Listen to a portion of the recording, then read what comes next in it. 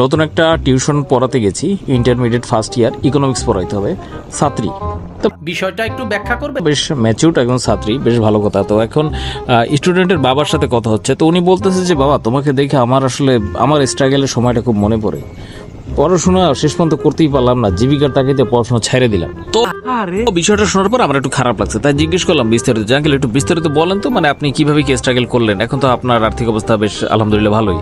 তো বলতেছে আরে তোমার যে ছাত্রীর মায়, ওরা তো আমি প্রাইভেট পড়াইতাম, তোর হলো ইয়ে বাক্সি।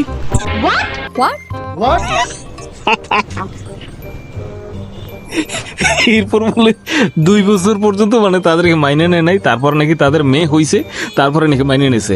আর তাই যে স্টুডেন্টের মা, উনি হচ্ছে বাবার একমাত্র মেয়ে।